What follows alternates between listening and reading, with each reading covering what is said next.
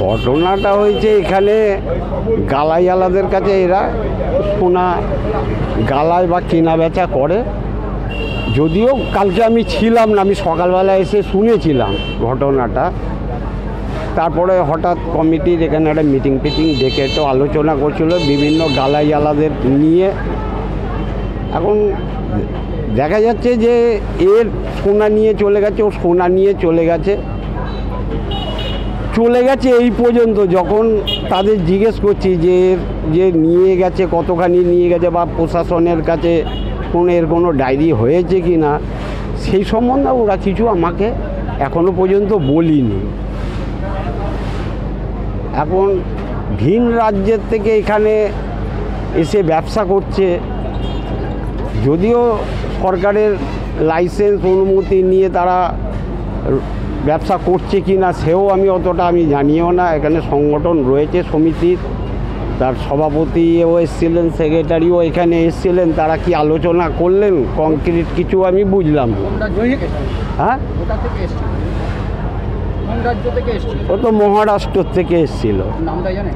আমি নামও তো আমি জানি না, সত্যি কথা কি নামটা জানলে আমি বলে দিতে পারতাম যে।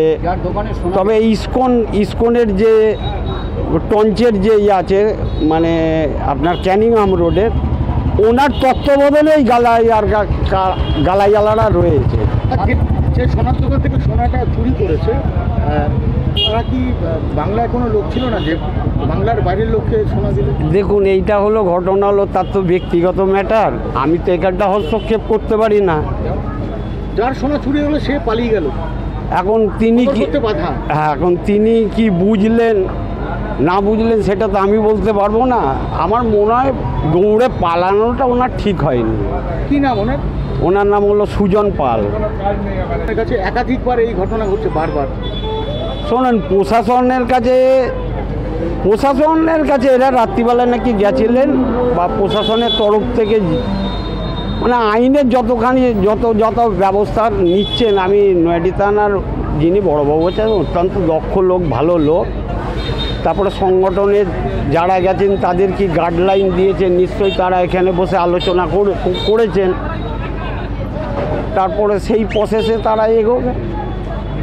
শোনা যাচ্ছে প্রায় 280 গ্রাম সোনা, তার আনুমানিক মূল্য কত বাজার দর? আমি এইটা সম্বন্ধে সত্যি কথা কি এখন 280 গ্রাম না 80 গ্রাম না 25 গ্রাম এটা আমি জানিও না। এটা সম্বন্ধে আমি কোনো বিবৃতিও দিতে পারবো না। আমার নাম সুশান্ত কর্মকার, বঙ্গীয় স্বর্ণশিল্পী সমিতির আগে সম্পাদক ছিলাম। তারপর এখন এই গত বছরও যে সম্মেলন হয়েছে তখন আমি কোষাধ্যক্ষের পদ চালিয়েছি, এখন সাধারণ সদস্য হিসাবে আছি।